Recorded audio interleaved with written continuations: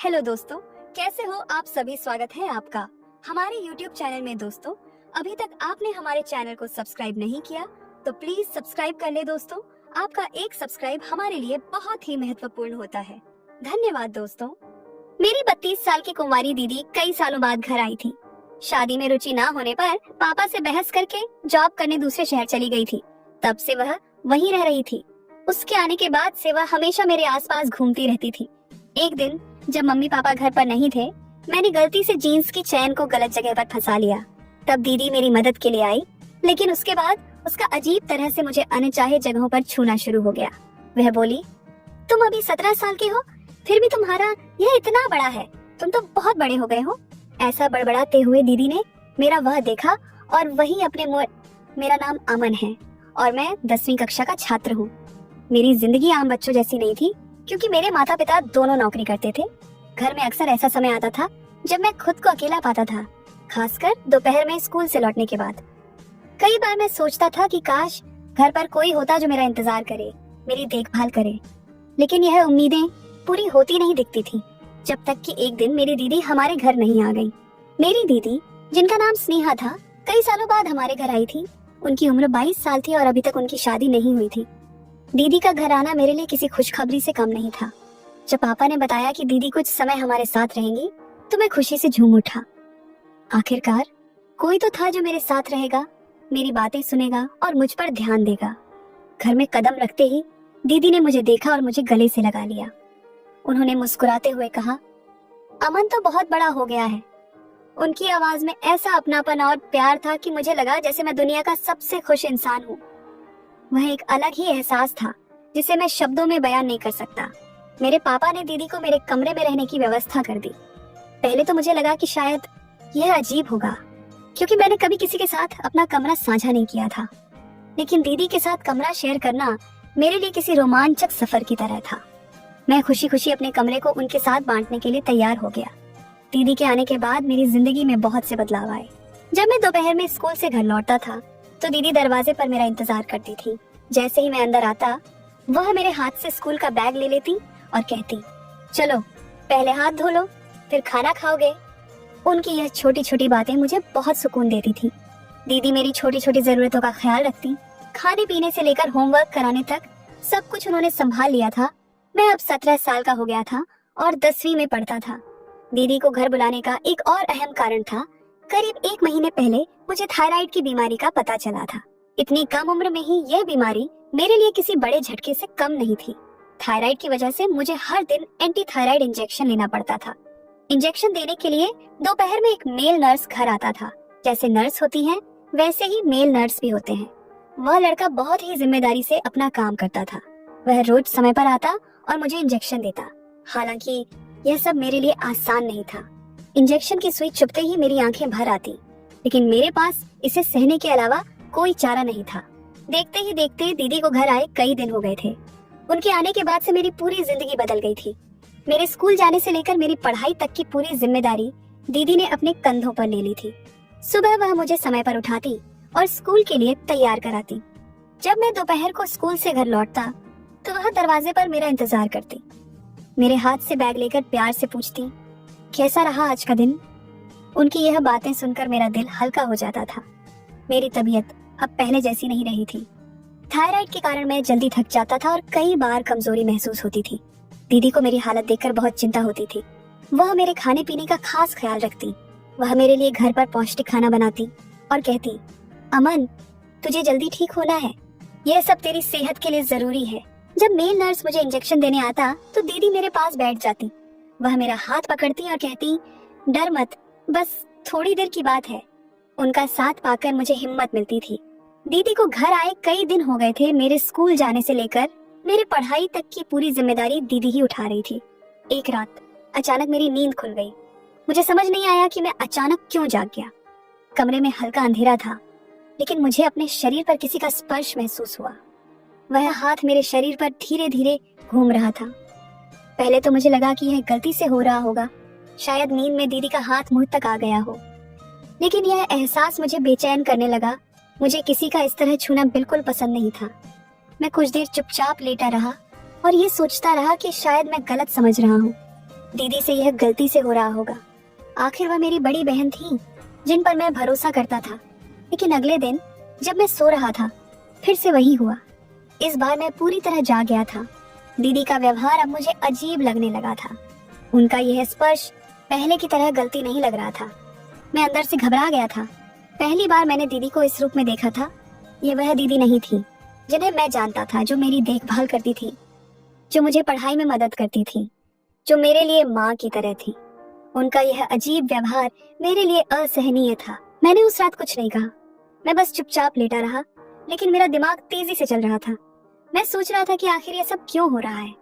क्या मैं कुछ गलत सोच रहा हूँ? क्या ये सब मेरी गलत फहमी है? अगले दिन फिर वही हुआ। लगातार 2 रातों तक दीदी के इस व्यवहार को सहने के बाद मैंने तय किया कि अब मैं चुप नहीं रहूंगा। यह बात मेरे लिए बहुत बड़ी थी। मैं दीदी का सामना करने की हिम्मत जुटाने लगा। मुझे समझ नहीं आ रहा था कि मैं उनसे कैसे बात करूं।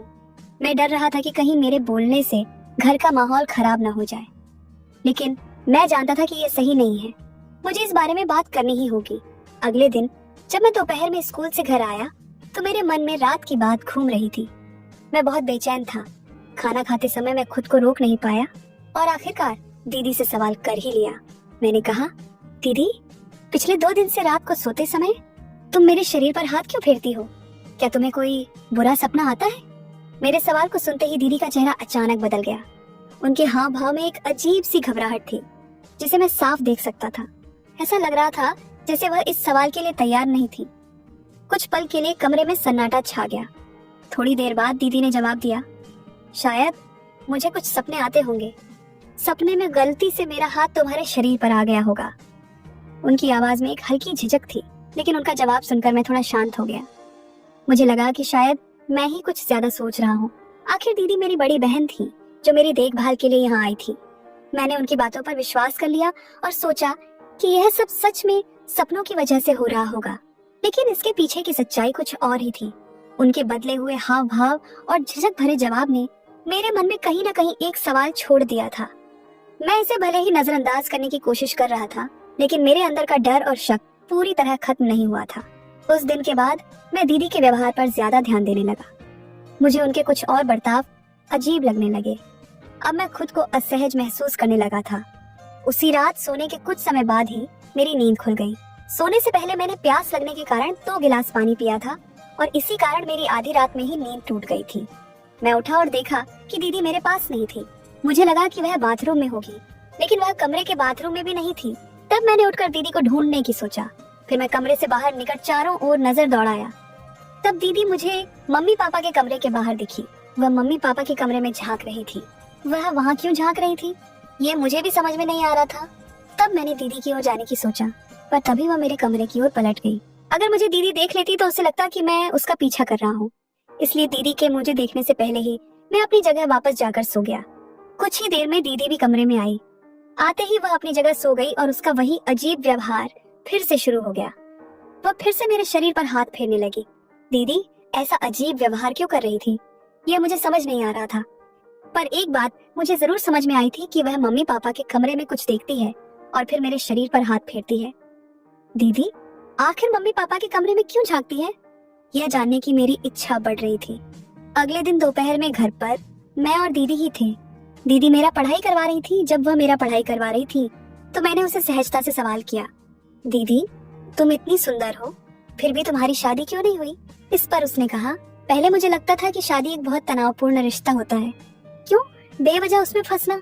पर अब धीरे धीरे मुझे शादी की जरूरत महसूस होने लगी है। लेकिन अब मेरी उम्र इतनी हो गई है कि मेरे उम्र का जोड़ीदार मिलना थोड़ा मुश्किल है। दीदी के जवाब पर मैंने फिर से उससे कोई और सवाल नहीं किया। तब चुपचाप मैं पढ़ाई करने लगा। कुछ ही देर बाद इंजेक्शन देने वाले ब्रदर मुझे इंजेक्शन देने के लिए घर आया। इंजेक्शन लेने के बाद मैं थोड़ी देर के लिए सो गया। जब मैं सोकर उठा तो उठते ही मुझे तेज भूख लग गई थी। मुझे मैगी खाने की डाह हो रही थी, इसलिए मैंने दीदी से मेरे लिए मैगी बनाने को कहा। उस समय दीदी मम्मी के कमरे में थी। जब मैं उस कमरे के पास गया तो मुझे दीदी वहाँ कुछ अलग ही रूप में दिखी।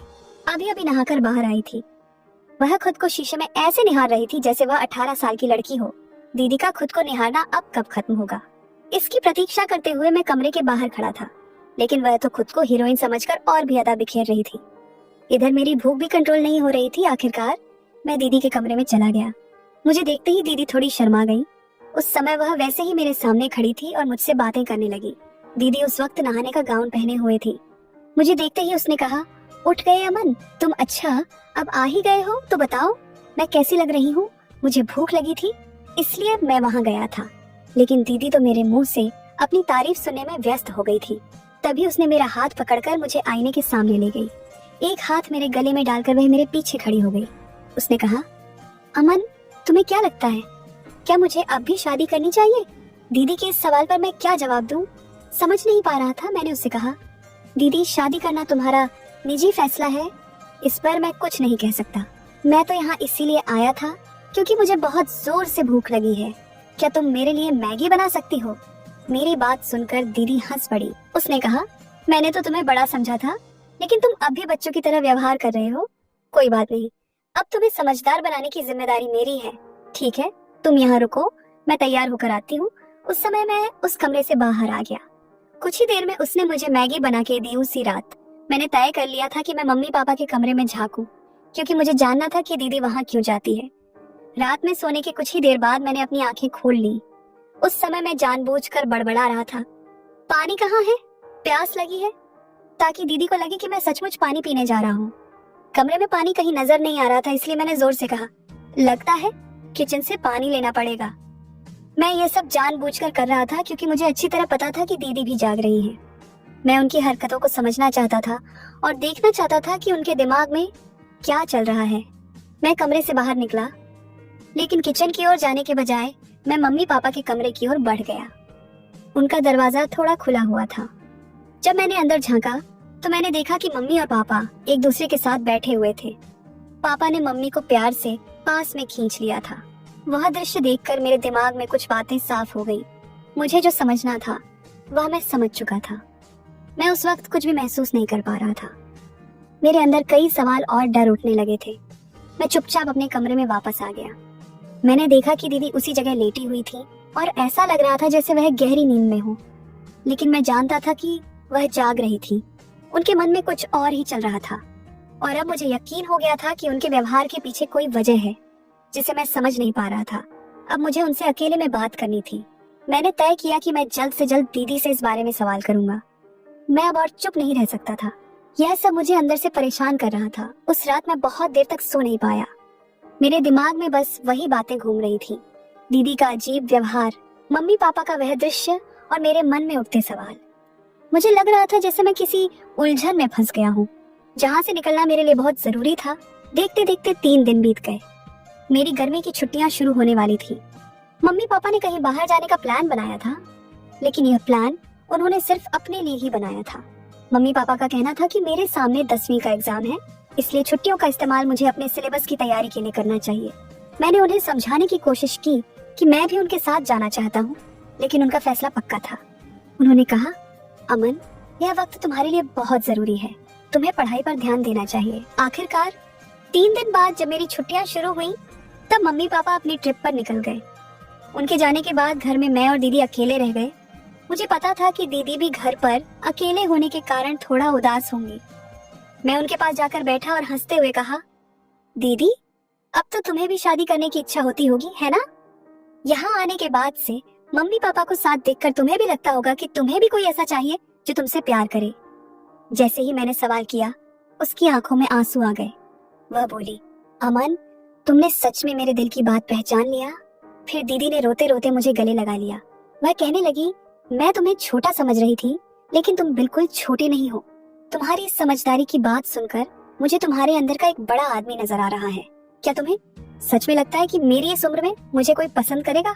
दीदी ने फिर वही सवाल मुझसे किया था जिसका जवाब मेरे पास नहीं था, लेकिन उस दिन के बाद से दीदी का नजरिया मेरे प्रति बदल गया था।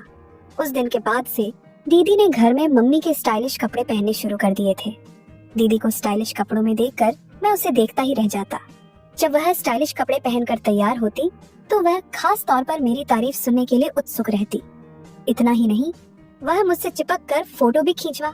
दीदी का जो भी स्पर्श मुझे होता वह कुछ अलग ही दर्शाता था। उसका एकदम से बदला हुआ अंदाज कुछ और ही बता रहा था, जैसे वह मुझे बेवजह इशारे कर रही हो। खैर, एक दिन सुबह नहाने के बाद मैंने जीन्स पहनी। जीन्स पहनते समय अचानक उसकी जिभ गलत जगह अटक गई और मुझे दर्द होने लगा। तब मैं जोर जोर से मम्मी को पुकारने लगा। मम्मी तो घर पर नहीं थी, मैं कुछ देर के लिए भूल गया था। मेरी आवाज सुनकर मामी नहीं लेकिन दीदी दौड़ती हुई मेरे कमरे में आ गई। उसने पास आकर मुझसे पूछा, क्या हुआ? अमन, मैंने उसे सब कुछ बताया। तब वह मेरे पास आई और मेरी मदद करने लगी। जैसे ही उसने मेरी जीन्स को हाथ लगाया, मैं शर्म से पीछे हट गया। मैंने कहा, दीदी ये मुझे शर्म आ रही है। तब उसने समझाते हुए कहा, अभी के लिए शर्म को अलग रखो, नहीं तो तुम हमेशा के लिए परेशानी में पड़ जाओगे। अब तुम्हारी मम्मी तो घर पर नहीं है, इसीलिए तुम्हारी मदद मुझे ही करनी पड़ेगी। तब मैंने अपनी आंखें कसक बंद कर ली और उसे मेरी मदद करने दी, क्योंकि उसके अलावा मेरे पास कोई और विकल्प नहीं था। कुछ ही देर में उसने मुझे मेरी परेशानी से राहत दिला दी, लेकिन उसके बाद से दीदी की नजर मुझ पर बदल गई। जब उसने मेरी मदद की तो अनजाने में उसका स्पर्श गलत जगह हो गया था। मेरी मदद करने के बाद वह मुझे एक अलग नजर से देखने लगी थी। उसने कहा, अमन, मैं तो तुम्हें इतने दिनों से सामान्य समझ रही थी, लेकिन तुम तो 17 साल की उम्र में ही बहुत बड़े हो गए हो दीदी। जो कुछ भी कह रही थी मैं सब समझ रहा था। उस समय मेरे चेहरे पर खुद ब खुदा मुस्कान आ गई। उस दिन के बाद दीदी ने कहा, आज से जब तक मम्मी घर नहीं आती मैं तुम्हें नहला दिया करूंगी। मैंने उसे मना कर दिया क्योंकि मैं बहुत ही शर्मीला था। मेरे इनकार पर दीदी ने कहा, ठीक है, नहाना तुम खुद ही करो, लेकिन नहाने के बाद तैयार करने की जिम्मेदारी मेरी होगी। आज तुमने जो गड़बड़ की थी उससे बहुत बड़ा समस्या उत्पन्न हो सकता था। आज के बाद मैं तुम्हें तैयार करूंगी। उसकी बात पर मैंने सहमति जताई। उस दिन हमेशा की तरह दोपहर में ब्रदर ने मुझे इंजेक्शन देने घर आया। इंजेक्शन लेने के बाद उस दिन मैं रोज की तरह सोया नहीं था, बल्कि उठकर कमरे से बाहर चला गया। हॉल में आते ही मैंने टीवी चालू कर दिया। टीवी की आवाज सुनकर दीदी मम्मी के कमरे से बाहर आई। शायद वह मम्मी के कमरे में आराम कर रही थी। दोपहर में जिस तरह से दीदी तैयार हुई थी उसका मचलना कुछ अलग ही था। खैर, आज भी दीदी ने छोटे कपड़े पहने थे। उसने कहा, अमन, मैंने खास तुम्हारे लिए पानी पूरी बनाई है, रुको मैं किचन से लेकर आती हूँ। किचन में जाते समय उसने टीवी बंद कर दिया और पानी पूरी लाने के लिए किचन में चली गई। वह मुझे हॉल में भी पानी पूरी खिला सकती थी, लेकिन उसने ऐसा नहीं किया। वह मुझे मेरे कमरे में लेकर गई और मुझे बिस्तर पर बैठाकर अपने हाथों से पानी पूरी खिलाने लगी। पानी पूरी खाते समय दीदी बार बार मेरे बालों पर हाथ फेर रही थी। वह कह रही थी, तुम बहुत समझदार हो गए हो, अब तो तुम बड़े भी हो गए हो। दीदी के परफ्यूम की खुशबू मेरे कमरे में चारों ओर फैली हुई थी। वह बात कर रही थी और मुझे धीरे धीरे नींद आने लगी। कुछ देर में मैं गहरी नींद में सो गया। जब मैं नींद से जागा तो मुझे चक्कर जैसा महसूस हो रहा था। उठते ही मैंने अपने सिर पर हाथ रखा और बिस्तर पर बैठ गया। कुछ समय बाद दीदी मेरे कमरे में आई। उसके चेहरे पर एक अजीब सी मुस्कान थी। उसने कहा, अमन, मुझे उम्मीद नहीं थी कि तुम्हारी वजह से मेरे जीवन में इतना आनंद आएगा। दीदी की बात मुझे समझ नहीं आ रही थी। मैंने उसकी बातों पर सिर्फ सिर हिला दिया, क्योंकि मैं अपने ही ख्यालों में खोया हुआ था। दीदी ने कहा, तुम फ्रेश होकर आओ, हम मजे करेंगे। मैं फ्रेश होकर कमरे से बाहर गया। तब दीदी ने हॉल में मेरी पसंद के गाने लगाए थे। इससे पहले दीदी ने कभी मेरी पसंद के गाने नहीं सुने थे। उसे डीजे के गाने बिल्कुल पसंद नहीं थे, लेकिन उस दिन उसने खुद ही मेरी पसंद के गाने लगाए थे। इतना ही नहीं, उसने मेरा हाथ पकड़ा और मुझे डांस कराने लगी। उसने मेरा एक हाथ अपनी कमर पर और दूसरा अपने कंधे पर रखा। वह मेरे साथ कपल डांस करने लगी। दीदी इतनी खुश क्यों थी, यह मुझे समझ नहीं आ रहा था। उस दिन के बाद जैसे जैसे दिन गुजरते गए, दीदी मुझे खुश दिखाई देने लगी। लेकिन दोपहर में जब भी मैं सोकर उठता, मुझे बहुत थकान महसूस होती थी। सोकर उठने पर वह मुझसे हमेशा एक ही बात कहती, तुमने आज मुझे बहुत खुश किया। मैं उसे किस तरह से खुश कर रहा था ये मुझे समझ नहीं आ रहा था, लेकिन जो तकलीफ मुझे हो रही थी वह मुझे अच्छी लगने लगी थी। शुरू में मुझे दीदी से तैयार होने में संकोच होता था, लेकिन धीरे धीरे मुझे उसकी आदत पड़ गई। अब मैं बिना शर्माए दीदी से तैयार होने लगा था। अगले कुछ दिनों में दीदी और मेरे बीच एक नया रिश्ता बनने लगा। मुझे वहाँ सब कुछ अच्छा लगने लगा जो पहले मुझे अजीब या असहज लगता था। धीरे धीरे वह रिश्ते की एक नई दिशा में बढ़ने लगा और मैं महसूस करने लगा कि कुछ बदल रहा है। लेकिन फिर एक दिन ऐसा कुछ हुआ जो मुझे और मेरे परिवार को पूरी तरह से चौंका दिया। मेरे शरीर में अचानक कुछ बदलाव महसूस होने लगे। मुझे बहुत चक्कर आने लगे और मैं बहुत कमजोर महसूस करने लगा। घर वालों ने मुझे तुरंत अस्पताल में भर्ती करवा दिया। मुझे खुद नहीं समझ में आया कि अचानक क्या हुआ था। जब मेरी आंखें खुली तो मुझे एहसास हुआ कि मैं लगभग 1 महीने बाद आईसीयू से बाहर आया हूँ। 1 महीने तक मैं आईसीयू में था और इसके बाद डॉक्टरों ने मम्मी पापा को बताया कि मेरी हालत की वजह एक अजीब बीमारी थी। डॉक्टरों ने बताया कि मुझे एक मानसिक बीमारी हो गई थी, जिसके कारण मैंने अपनी एक अलग दुनिया बना ली थी। मैं अपनी कल्पनाओं में खो गया था और वास्तविकता से बहुत दूर चला गया था। डॉक्टरों ने मम्मी पापा से कहा कि वे अपनी जिंदगी में इतने व्यस्त थे कि उन्होंने मेरे मानसिक और भावनात्मक स्थिति पर ध्यान नहीं दिया। वे मुझसे सही समय पर बात नहीं कर पाए। डॉक्टरों के साथ बातचीत के बाद वे समझ गए कि मेरी बीमारी की वजह क्या थी।